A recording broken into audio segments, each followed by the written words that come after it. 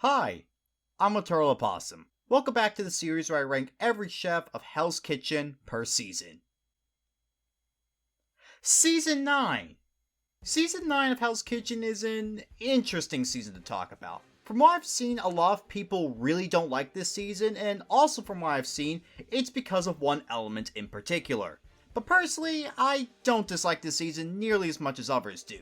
Yeah, it's not my favorite, and nowadays it's only barely in my top 10, but I wouldn't say that this season is that bad. The cast, on the other hand, oh boy, it's a doozy. I'm gonna be honest with you guys, outside of a few standout chefs, and I really mean a few, the cast is about as interesting as listening to a corpse read the Bible. I mean, my god, half the cast is either boring, unlikable, get no chance to shine. Elise started out fine but then got unlikable. It's like bingo in terms of how to make the most mid-cast up to this point, and I didn't even like Season 7's cast all that much. Anyway, rules as always, there's some chefs I've talked about before, so if I don't go into detail, chalk it up to that, or just not having much to say about them. Jokes are not to be taken seriously, and out of the show shenanigans will not be factored into their ranking, only their time on the show. Also, this is something I should point out, this is all just my opinion. This, along with other ranking videos I made, are not meant to be objective in any way, shape, or form. It's just me having questionable takes. With that out of the way, let's rank every chef of Hell's Kitchen, Season 9. He can't even fake being a good cook.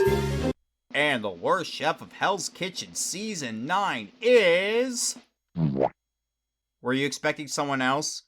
Yeah, I know a lot of people will put the obvious at the bottom of the list, and trust me, I really wrestle with the idea of putting them at the bottom. But after thinking it over some more, I came to realize something. Chino legitimately has no value. Not just in the sense that he's a chef that's so bad he does something no one else has done before and give himself mistakes in a fake service, but Chino legitimately offers nothing of substance to the blue team.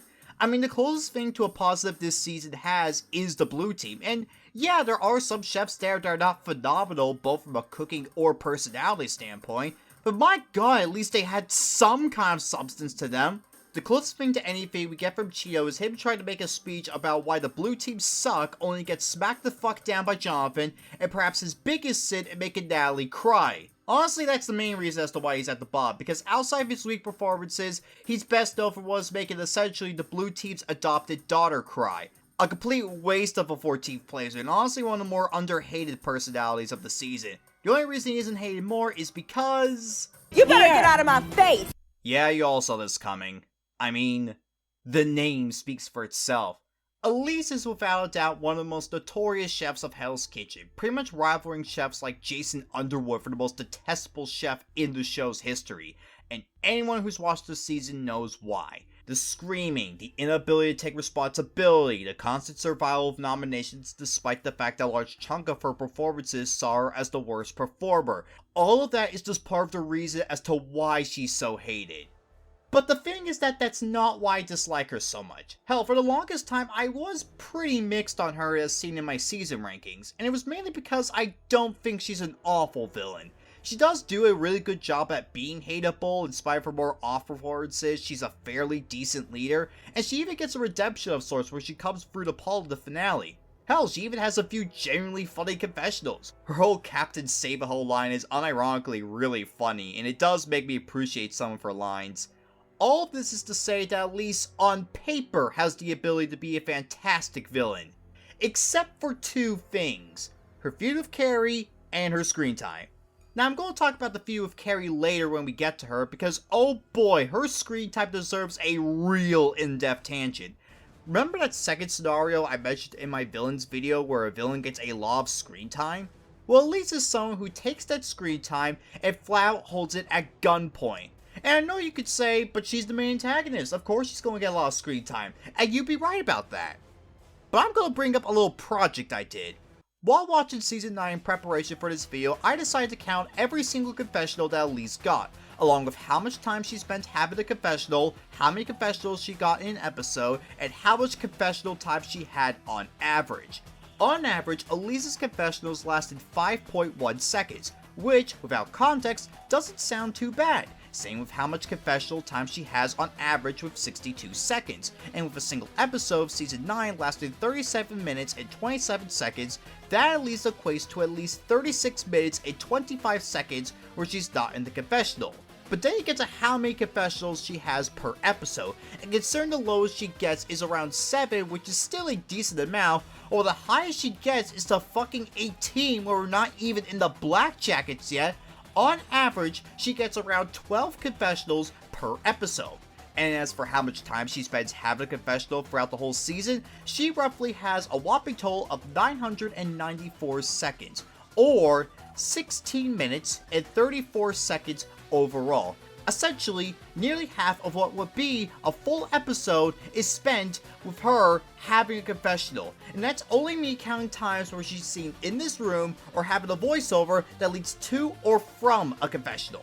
But you might think I'm overreacting to this. You might think I'm a moron for thinking this was something serious. Well, let's compare for a second fellow third placer Dana from Season 10. Based on my research, Dana had 1,181 seconds of confessional time, or 19 minutes and 41 seconds, which is admittedly more time than Elise by a few minutes, and it's at least half a normal Hell's Kitchen episode. But what if I told you the only reason Dana has that time in the first place is not just because of Season 10 having 20 episodes while Season 9 only had 16, but it's also because a lot of Dana's confessionals last up to roughly 6.1 seconds on average, which, if you remember, is only a second longer than Elise's. Not only that, but Dana's confessional time in a single episode lasted 59 seconds on average, while Elise's confessional time in one episode lasted 62 seconds. Not only that, but Dana also had at least 9 confessionals on average per episode, which if you remember, is 3 less than Elise's. And then for the cherry on top of this cake consisted of tears and fecal matter, Dana would have 193 confessionals in Season 10, a season with 20 episodes and her appearing in all of them, while Elise had a grand total of 191 confessionals in a season with only 16 episodes. Shoot me. Yes, I did the math. It was agonizing every single step of the way. Elise's confessional time was stuffed into what was essentially an extended season run. And it's why even confessionals, where I should get some hilarity out of them, I just can't because I'm sick of seeing her on my screen. Yes, I know she's the villain of the season, so it seems like it would only seem natural for her to get a lot of confessional time. But for Christ's sake, not even chefs like Jen, Benjamin, or even Russell hog the screen like a sweaty gamer playing Fortnite. And oh my god, I haven't even talked about the other focus she gets. From her rivalry, to how everyone hates her, to the extent it's pretty much their defining personality trait, to her elimination that's so damn unsatisfying for reasons I already mentioned in my villain video, to the Jennifer incident, to how she flat out breaks the show's logic and gets away with stuff that chefs in the exact same season didn't get away with. I mean, my god, Elise nearly made it to not just the bottom, but borderline close to Jason bottom because of how obnoxiously forced she is. If not for the few moments I got where I could somewhat tolerate Elise while Jason had to make up some sort of highlight for him, it was enough for her to barely escape being within his big meaty claws. Still F tier though, if I didn't make that clear enough already. Bitch, get off my guinea hen. So here's the first of what I called the Forgotten Three in Gina, and the reason as to why I call them the Forgotten Three is because no one, not even the season, gives a damn about them. Gina is honestly just a massive nothing burger of a chef, and I go as far as to say she's the biggest nothing burger of the season.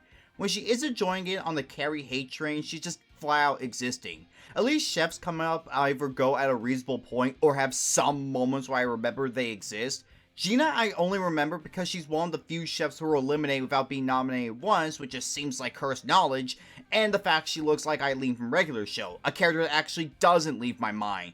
Overall, just barely more memorable than Koi. Already getting yelled at by the chef. Why the fuck are you yelling at me? Let me cook the goddamn food. Another member of the Forgotten Three, so that means I don't have a lot to say about her. She does have some potential based on her signature dish, and her first 2 services go okay, but her 3rd episode sees her completely crash out and get eliminated after a bad performance on Fish. Yeah, I just literally summed her up in one sentence, and granted part of that is because she's gone so early, but she still barely makes an impact. Hell, up until the elimination episode, she barely gets any focus because we have to give another million confessionals to Elise. Even while writing the script, I didn't care about her to the extent it took me a while to realize I hadn't even said her name yet. So here you go. Amanda, much like Gina, is another nothing burger of a chef. He's not even in the game. Do you know what? You've just given up. Okay, so Jamie is actually not a member of the Forgotten Three. The thing with Jamie is that unlike the other two chefs I just talked about, I wouldn't really say she falls into the category of getting no time to shine thanks to Elise holding the confessionals hostage.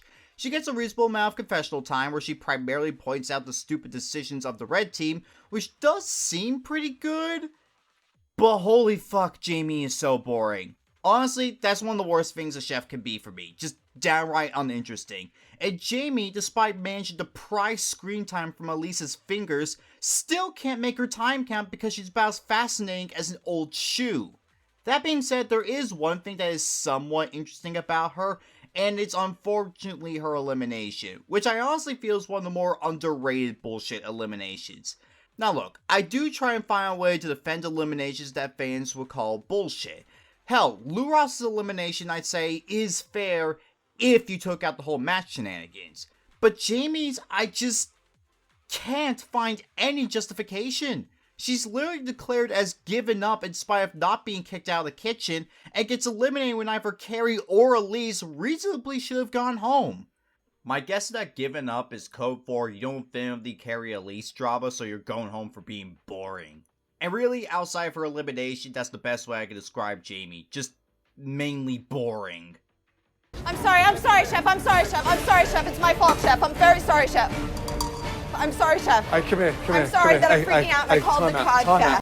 And here's our final member of the Forgotten Three, and perhaps the chef who has suffered the most from Elise all over the product in Elizabeth. Now, I wouldn't say that she suffers from the same levels of memorability as someone like Gina or Amanda, mainly because there's two things that I and others do remember about her. Her completely falling apart in her final two services in spite of her previous consistency, and her completely dicking up the Win Reunion Challenge and not only not taking fault for it and getting shadow played as a result, but she also gets the biggest punishment where Elise is objectively in the right to be pissed at her. And that ends her screen time for the next several episodes, which is where I think the whole Elise all over the product does harm her. It feels like Elizabeth's only bit of anything worth a narrative is being considered a dumb blonde, which, outside of the Wen challenge, she isn't, but at the same time, it's a moment that if not for her final service seeing her completely shit the bed on leadership, borderline feels like a big-lipped alligator moment.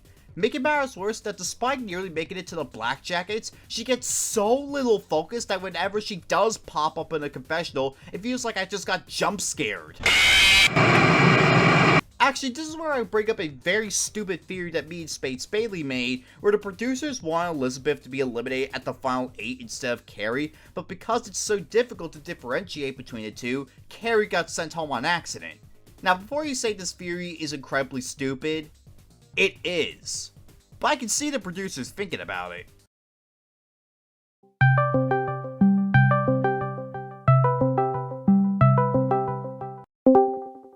Hey Gordon, we have a scene where Elise nails an RKO on Carrie after Elizabeth's elimination.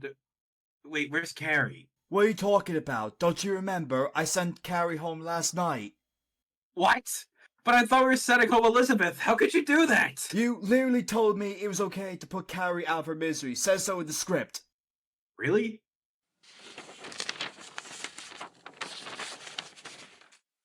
Huh. Not sure how we managed to mess that up. I mean, for fuck's sake, we had several meetings on how to tell the two apart after we made Elizabeth mess up the wedding planning instead of Carrie. Speaking of which, what's the plan for Elizabeth now? I don't know. Give her anxiety or something. I don't fucking care. Yeah, outside of the whole Wen challenge disaster and her final two services seeing her completely fall flat on her face, she's about as interesting as the room painted the color eggshell. I understand what he's telling me, and I'm listening to him, but you ain't gonna keep fucking cussing at me. I don't give a fuck who you are. Chef Ramsay, Chef Scott, Chef Andy. You ain't gonna keep talking to me like that. So, Monterey is a chef I really don't have a lot to say about, and it's mainly because he's just kind of meh. Like, don't get me wrong, he does have some memorable moments, like when he gets into an argument with sous chef Scott, his rivalry with Jonathan, and I'll be honest, he has these moments where he's actually pretty funny. He's kind of like Jason from season 7 in a way, in that he's very low-key, but the times he does stand out, he's pretty fun. But here's the difference. Jason is on a season where the majority of the cast is either mid or on an insane amount of aphrodisiac, while Monterey is on a season where I can name at least 5 chefs funnier than him on average. He's unfortunately a very overshadowed personality, such to the extent I find him to be kind of one of the more uninteresting chefs on what is essentially one of the more interesting blue teams. The only chef I'd say that has even less to offer is Chino, and even then, that's only barely. If Monterey was on a different season, like, I don't know, season 2, then I'd probably put him in the top 5 just because the times he does stand out, I like him. But the problem is that throughout the majority of his run, he just doesn't, and that's kind of why he has to be here. Not bad, just overshadowed. My competitors will absolutely be intimidated by me. As soon as I walk into a room, every eye is on me. It's just something, some aura that I give off. If there was one word I could use to describe Brendan, it would be incomplete. The thing about Brendan is that I don't necessarily mind him. I mean, yeah, he's got an ego that's nowhere near as deserved, but I don't know. There's something weirdly funny about how much of a pathetic sleaze he comes off as. Like how he served one of the dishes from Gord's restaurant as his own signature dish, and throughout the first episode he thinks he's got 1,000 aura when in reality, he's like the people who use that term unironically. It gives me Scott from season 7 vibes in a way. Also, his whole rivalry with Paul, I don't know, I just find it really funny. Mainly because Paul gets to roast the shit out of him while Brendan can only call it meatball and dumpling. Again, Brendan thinks he got this aura when in reality he doesn't, and that makes it really funny. But then his final episode sees him lie to Ramsey about sea bass and think he can get away with it, only to forget 3 issues. Ramsey's not an idiot, he's not on the red team, and most crucial of all, he isn't Elise, ultimately resulting in his admittedly weird elimination. Before you get on me, I'm not saying his elimination is unfair, far from it. I do think if you lie to Ramsey, you should go home. But I wouldn't be lying if I said I wouldn't mind if Chino went out instead. Not just because I hate Chino, but it's honestly because Brendan I feel has a bit more long-term potential for making himself look like an idiot. Hell, you don't even have to keep him here for that long, just switch his and Chino's placements and I think you get the right amount of him. He gets to be a consistent drain on the blue team and be Paul's roasting target. Then again, in retrospect, while his elimination does make sense, it also doesn't because Elise pulled the exact same thing and yet still survives that episode. It's one of those situations where I will admit that Season 9 doesn't see Ramsey at his best because of how inconsistent he is, and is another reason as to why getting rid of Brendan this early was a bit of a missed opportunity. It's like watching Star Wars and before Darth Vader says the iconic "I am your father" line, you got an Olive Garden ad. It's so incredibly jarring and kills the mood faster than the whole scene with Carrie. Oh yeah, that scene. I'll be talking about that when I get to her. But yeah, Brendan, he's not awful by any means. I personally think he's funny, but his early elimination and disappointing end to the whole Paul rivalry ultimately shot him down a few spots. Why would you choose to do a taco on a day like today? Because it's delicious. You've heard the term making the most out of nothing, right?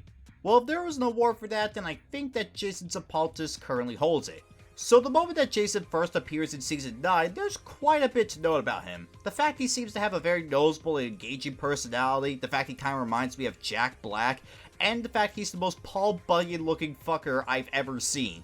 Already a really good start that's made even better when he wins the Signature Dish Challenge with tacos, which establishes himself as a potential frontrunner. Then in a similar vein to Antonia, he gets dehydrated and medically eliminated before the first dinner service. I think out of everyone we've talked about so far, Jason is the recipient of the biggest what if, and that what if being, of course, what if he didn't get dehydrated. Based on his run in Season 12, we know for a fact he does make it really far, so it's very likely he could do the same here considering how mediocre the talent is, and based on how the season for some reason had 5 black jackets instead of 6, like Seasons 8 and 10, there's a decent chance he could have been the 6th black jacket. But the real question is, what would change? Would Natalie be switched over to help the blue team? Would Tommy end up making the black jackets? Would Jason get into drama with other chefs? There's just a lot to speculate on what could have been with Jason. Of course, outside the speculation, I like Jason for the brief time he was around. He's not going to make it much further simply based on the fact he was gone before the first dinner service, but what we did see was pretty good, and it makes me even more excited for when I eventually get to talk about Season 12. I've been cooking 30 years. Nobody else has a chance in this thing. You know, I think it says a lot about the cast with the real first boo of the season I found more enjoyable than about half the people here. I'll be honest, for the longest time I felt Steven was kind of there. I think it was because for a while he just sort of blended in with the already interesting blue team, and it didn't help that his early exit felt overshadowed by Jace's departure, but rewatching the season now and paying attention to Steven gave me a lot more appreciation for him, to the extent I'd say he's one of the more underrated first boots. From the very start, he makes it very clear he's not gonna last long, not just because he serves dinosaur toenails as a signature dish, or how he brags about his experience. No, what really cements the fact that he's not gonna survive the episode is the biggest flaw he has. The fact he seems unable to shut the fuck up. His only service sees him serve scallops that look like fortune cookies, and you think that considering he earlier had believed his dino toenails have flavor, he'd shut up. Nope, he doesn't, and he's forced to eat them. And then, what pretty much seals his fate is that when the diners are walking out, he decides to try and lock in and be another chef. Except the chef he tries to be is Boris, and he doesn't even get to wash the pans. When it comes to first boots, and yes, I call him the first boot in spite of how he technically isn't, Steven is pretty good for one. His ego and delusional attitude is pretty funny, especially when he just doesn't know how to shut up, leading to some of the best laughs I've had the whole season. Now, I wouldn't say he's my favorite first boot. That honor goes to someone I'll be talking about later, and funnily enough, also can't shut up, but Steven is pretty good. I am the hottest chef in the hottest restaurant in Dallas. Me and Chef Ramsay would be like that. I'm gonna be honest with you, Carrie's one of those chefs that I had really no idea where to place, and a lot of that comes down to how she stands out against the cast. Let's talk about the pros first, mainly because they're a lot easier to get through. I wouldn't say she's unlikable as I've seen some people say she is. She's kind of quirky, silly, pretty much your stereotypical ditz without much else. She has some mildly funny confessionals that, while they aren't quite as funny as someone like Elise is, I think they're a bit more tolerable because she isn't in your face half the time. I'm also a really big fan of her final 2 episodes, mainly because she gets to show she gives a shit. And I'll be honest, her whole arc of trying to show she has passion is a hell of a lot more believable than whenever this was. That being said, I do get why she's disliked by both fans and her team. From her signature dish that sees her put sugar in her mash, which is the equivalent of mixing corn on the cob and Skittles, to her performances throughout the season, yeah, she's not very good. There's also the emphasis she has on her being weirdly flirty, and yes, I know there's been instances where chefs do simp over Ramsay, but Carrie does it so much that it feels really inauthentic. And this is where I bring up the Brennan scene, as well as his interview where Carrie says that they just talked, but the producers decide, hey, let's give Elise more ammunition to bully Carrie by making her look like she'll hump anything that moves. I'm not ragging on Carrie for this, I'm ragging on the producers for making this scene. Oh, on that note, let's talk about the Elise rivalry, aka what pretty much everyone remembers the most about her. This is the rivalry that lasts throughout a large chunk of the season, and you think that because Carrie is up this high, I'd side with her more. Well, you'd be wrong. As much as I dislike Elise, I will give her at least a little bit of credit, in that she does at the very least have the ability to have good performances and lead, although I'm thinking she only leads because the producers threaten to shoot anyone else who tries. Essentially, there was at least somewhat of a reason as to why Elise made it to the Black Jackets that wasn't just based on how big of a personality she was. Carrie, on the other hand, just gets dragged through the season, all while rocking the I wish I wasn't stuck with Elise right now button and having mediocre at best performances. Really the only reason as to why she's number 8 on this list, ahead of chefs I do have more positives to say about, is mainly because I did kind of root for her at the start, and I did want to see her fight back a bit. In the end, we just get a chef who's dragged through the season, and although I wouldn't say she's anywhere near as annoying as Elise, she's definitely the chef who overstays their welcome the most. Man, I'm about to the point where I'm ready to say, fuck using some fruits, but you know, inside I can't let that happen. I love fruit, man. Well, I haven't had to make this disclaimer in a while. The next chef we're going to be talking about is a chef that is no longer with us. That of course means that any jokes of any kind are going to be really toned down out of respect. And with that being said, Jonathan. Jonathan starts out actually really good. In spite of his signature dish coming from a can, he's got some good sides to him. His accent is really charming, he has a borderline best of the worst service on meat in the first service, his obsession with fruit is weirdly endearing despite it never working out well. Overall, I really like Jonathan at the start, and he's also pretty funny. Literally one of the scenes that live rent-free in my head is when the blue team go to the medieval times reward, and during the whole learning to be a knight segment, he's wearing the cap on his armor. I don't know why, that's just funny how dedicated he is to the hat. Also, he has a star tattoo, so that means he's literally Jonathan Joestar. That being said, the final 12 sees his biggest flaw come to the forefront, and it's his inability to take accountability for his mistakes. He starts blaming other people for his own mess-ups, tries to throw Tommy under the bus, and perhaps most damning of all, fakes an injury to get out of a punishment and even uses it when he completely falls apart that night. This works about as well as you expect, as after a mention of the Giga Chad and Dave, Jonathan is sent home. Here's the thing, I understand why Jonathan lost a lot of fans by the end of his run, and it's primarily why he's in the middle of C tier for me. However, I'm sorry, I just enjoyed what he was at the start way too much. The highs he has are just pretty good highs, while his lows are admittedly noticeable lows, but they're not as big lows as someone like, I don't know, Ben from Season 4. So yeah, I don't mind Jonathan as a whole. If he had kept his lovable suffer boy shtick throughout the whole run, then I'd probably have him at a low A, but as is, I don't dislike him. My dear Cooper, yeah, that is crapper. I think out of everyone that I didn't expect to enjoy as much as I did, Krupa was probably the one I was most surprised by. I think it was because for the longest time I found Krupa to be just kind of there, but honestly I think me describing her as there is a disservice to her. Okay, I'm gonna start off the biggest positive she has. She's not entirely tied down to the elite shenanigans, but unlike Jamie, who's only used of their screen time to remind us that she's still here, Krupa actually gets to do stuff for her screen time. She gets to recover from her signature dish that looks like baby vomit and do relatively well for the first few episodes, all while being pretty charming. Unfortunately, after she forgets to use veal in the 6 proteins challenge, it's all downhill for her, and after getting drunk before the creative alcohol challenge, she pretty much spells her elimination out. To make matters worse, she doesn't even return to the finals in the best shape, as her poor performance results in Will having, in my opinion at least, one of the biggest fumbles in the show's history. Admittedly not a lot to talk about Krupa because I think she's simply fine for the most part. She's essentially room temperature water as a chef. I prefer something else, but if I'm offered it, I'm not going to turn it down. She's better than Jonathan simply for the fact I don't think she has many downsides compared to him, but overall, decent. But not the most interesting. Especially when comparing her to the top 5. Do I want to be the leader of this motley crew that I have? I don't know if they really can be managed. Yeah, it was pretty much set in stone that these 5 would be standing far above the rest, and they're also the exceptions to the rather mediocre cast this season has, starting with Jennifer. Jennifer, I'll admit, is one of those chefs that I don't have too much to say about, and that's primarily because she's kind of generic initially. I mean, she does get nominated early on in the Final 15, which I feel is also low-key cursed knowledge, especially when you remember how strong she would go on to be, but I do think she does get off to a bit of a slow start. But by the top 10, Jennifer had really become the only member of the red team with their head on straight.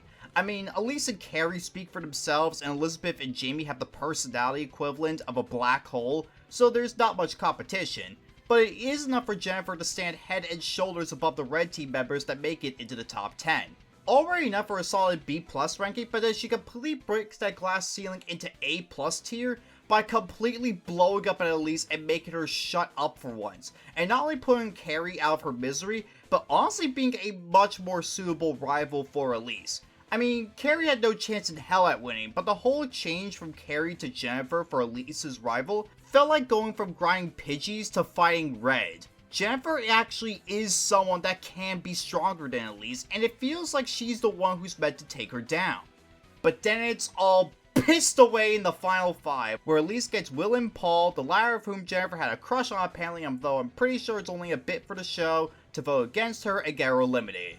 Now look, I understand the idea that she was eliminated because she can't lead, unlike Elise who needs armed snipers aiming at everyone so she can lead. But considering that Elise was not only on a spiral since the top 9, but had completely fucked up Salmon after Salmon tonight, she really should have gone home here. Hell, even from a narrative sense, it would be fair to eliminate Elise fifth because she would be so hated that her plans blew up in her face.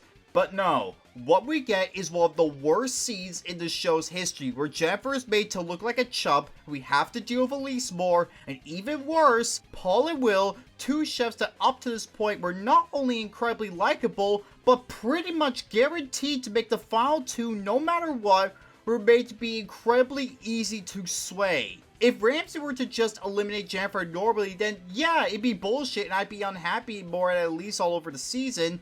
But at the very least, Paul and Will would still be intact, and I at very least could understand Ramsay more. But no, we have to have this song and dance where in the end, literally the only chef who comes out of this looking at least somewhat decent is Tommy. And we know he's got an ass cheeks chance in hell at winning. I still do think Jamie's elimination is a bit more bullshit, mainly because it comes out of complete nowhere, while Jennifer, you could maybe make somewhat of an argument for it. But my god, this elimination was just awful. Just plain awful. But yeah, aside from that incredibly stupid elimination, taking a bit of time to fire footage, Jennifer is fantastic. Not S tier just for the time she took where she was just kind of there, but still great. Wow, I actually did have a lot to talk about with her. How long is this video so far? Jesus Christ, I gotta wrap this up. Grape jokes. So many grape jokes. Tommy was a chef I previously had a lot of love for, but he's kind of fallen down the rankings for one reason I'll get into eventually. That being said though, Tommy is a downright riot of a chef. I've said before that he's the chef I find the funniest in the show's history, and while there are chefs I say are funnier nowadays, I still think Tommy is top tier funny.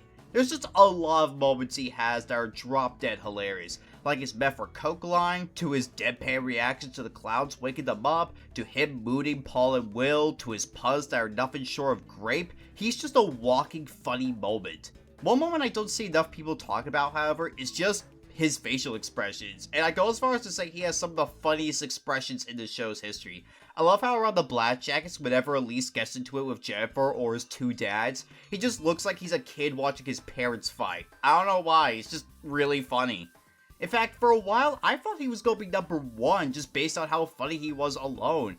But there's just one thing with him that not only kept him from being number one, but honestly knocked him out of S tier for me. And believe it or not, it's not actually the fact he made the Final Four, even though, yeah, he reasonably shouldn't have made it. No, it's the girlfriend stuff, which I feel ages worse and worse, especially in the day and age where we're getting a lot of people outed for being creeps. This isn't to presume Tommy is one, but I definitely say this moment is one of the worst aged moments of the show. Regardless, I still really like Tommy, a hilarious chef who has quotes for days. Ladies and gentlemen, the Paul is on the yacht. Paul's an interesting chef when it comes to how the fandom sees him, because I've seen him be loved by many mainly because he's lumped in with the blue team, while many others name him as among their least favorite winners. If you've seen that winner ranking list I did a while back, you'll know that I fucking love this man. I am the #1 Paul defender, and I will defend Will's kitchen husband with my life. There's just a lot of reasons as to why I adore him. For starters, I just think he's really likable. He's cocky and a bit tense on occasion, but you can tell a lot of that is more based on his passion rather than anything else. And hey, even if he is cocky, then you know what? Pop off since you won. I live by the rule that if a chef has an ego and wins Hell's Kitchen, then fuck it, that ego's deserved. You may not win brownie points with other fans, but fuck it, go off I guess. Of course, there's more to him than just his cockiness, because in addition to being one of the most passionate chefs in the show's history, he's honestly an extremely funny chef. Actually, I go as far as to say he has some of the most underrated lines in the show's history, especially when you get to around the Black Jackets and he shaves the beard. Literally, all you need to do is put a hat on him and you get to scout from Team Fortress 2 in Hell's Kitchen. Like, oh my god, you guys, please listen to some of his lines. They are fantastic. You are sleeping on this man's quotes. Really, the only thing that are keeping Paul from the #1 spot are a few things. There's a season 12 appearance where I feel that's where a lot of the flack he gets comes from, and okay, I can understand that. I know I just said have that ego, but the ego is still going to be annoying, especially when you go this far with it. And of course, the Jennifer stuff that I've already talked about. But overall, I think Paul is the most overhated and honestly underrated winner in the show's history. passionate, funny, has wholesome 100 moments with his 2 kids and kitchen husband, easily one of the best winner reactions. He's just great. Wait, am I allowed to say kitchen husband? Is that too weird? This is so monotonous that I'm ready to stab myself, just for a change of pace. Much like Tommy, Will was also a chef I had held in really high regard, such to the extent I had put him as my 3rd favorite chef from seasons 1 through 9 in my first ever Hell's Kitchen video. Unlike Tommy, however, Will had far less big of a fall off in my mind in spite of him also taking part of the Jennifer betrayal. I don't know about you guys, I think I'd rather have a shitty elimination than something that is really uncomfortable. Oh, and yeah, his final service was just... it was embarrassing. But those are really the only issues I have with Will, because outside of that, holy shit, where do I even begin?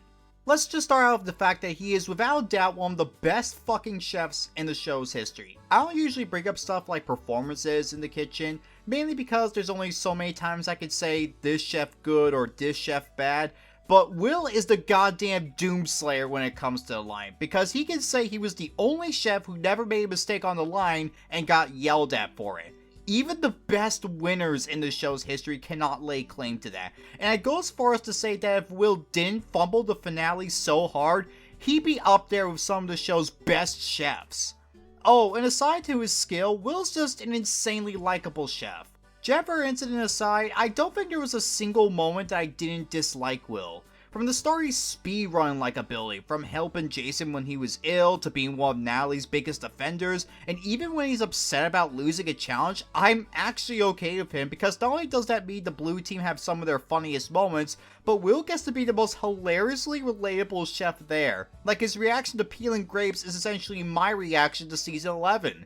And do I even need to talk about his whole camaraderie with Paul, Tommy, and Natalie? From how much I bring it up, you can tell that is another one of the reasons as to why I love Will. Honestly, for the longest time, I was expecting him to be at the number 1 spot just based on everything I said. Hell, I was even willing to leave the Jennifer incident out for him because it didn't hurt my opinion of him that much. But in the end, looking at everything that happened this season, from the highs to the lows, I decided that the number 1 spot was going to someone I didn't even expect.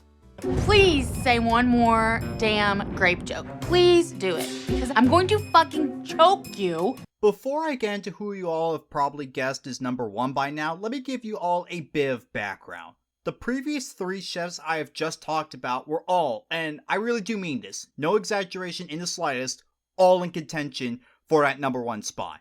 Watching the season, that number 1 spot changed about 7 to 8 times, and was mainly between the previous 3 chefs I had just talked about, and the number 1 spot was barely even considered. Hell, they were number 4 at best. Don't get me wrong, I love them, but I felt like I had more of a fondness for the other chefs more. By the end, however, I realized that in order to get a definitive number 1 pick for my favorite chef, I had to essentially nitpick. Any issues that I could have had with them, no matter how big or small, would hurt them. And at the end of it all, I wound up with the chef that I not only had no issues with at all, but possibly the chef I did not expect to top this ranking. Ladies and gentlemen, my favorite chef of Hell's Kitchen Season 9 is Natalie. Where the fuck do I even begin with her? Okay, so I'm just gonna start with the biggest positive she has, and that's how I think she is the most beneficial team switch in the show's history, bar none. Yes, there's probably some you could think of that might be just as good, if not better, but I don't think a team switch has resulted in such a drastic change in a team's dynamic. The blue team went from being fine, but kind of drama-ridden, to downright wholesome, and Natalie's move to the blue team was the start of this. This also means that Natalie is not going to be lost in the shuffle on the Elise and Carrie show, and we get to see that she is just an incredibly endearing personality.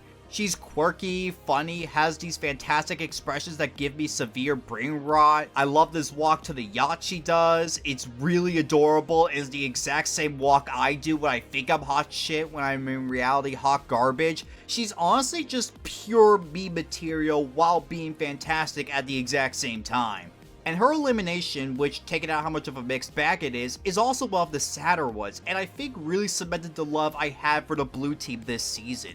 Up to this point, we've seen the blue team be mostly dismissive of a red team member joining them with some exceptions. But to see the blue team be genuinely caring of Natalie, man, is just both sad and wholesome because I don't want to see them get separated. But you know it's going to happen because Natalie was on a slow spiral and she's going up against resident joy sucker Elise. And that heartbreaking elimination, man. Man, I wanted to return for another season so bad. I just adore Natalie, and like Paul, Will, and Tommy, she reaches to just as big highs, but unlike them, she doesn't have any real downsides or baggage to her. She's endearing, really fun to watch, pretty much the heart of the blue team, and my personal favorite chef of Hell's Kitchen Season 9. God damn did I talk about the cast a lot. Oh boy, I had a lot to say. Truthfully, in spite of the many, many flaws this season has, I can't bring myself to hate it or its cast. Sure, it's a season with a cast that's mostly mid, while select few individuals stand out for the better.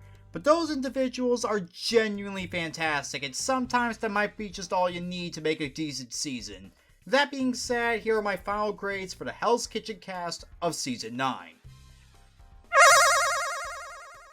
Anyway, that'll be it for me. If you like this video, feel free to like and subscribe, and I'll see you in the next video. EternalOpossum, out.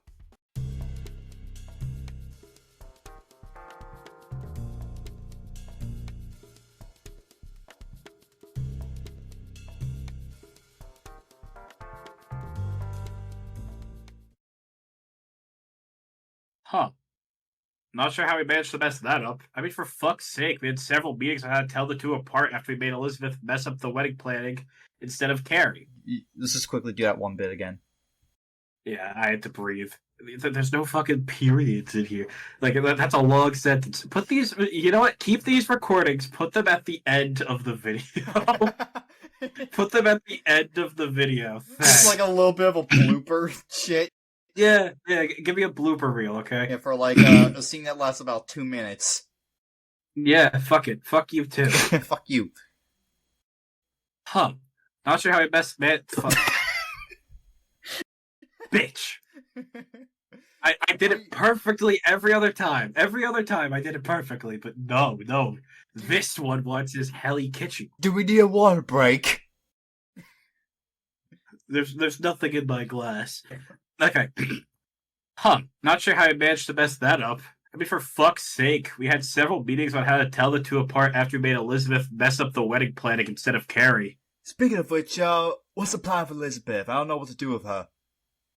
What is it? What is that? It sounds like a fucking moan. That was a moan, dipshit. I don't know. Okay, hold on. I'm gonna do the line now. I don't know. Give her anxiety or something. I don't care. Somebody get me a Camel cigarette. God damn it. Okay. Are we good? This is incredibly stupid, but I love it. Alright, I'm gonna take a look, see what... I miss my wife Tails. I miss her a lot. I'll be back.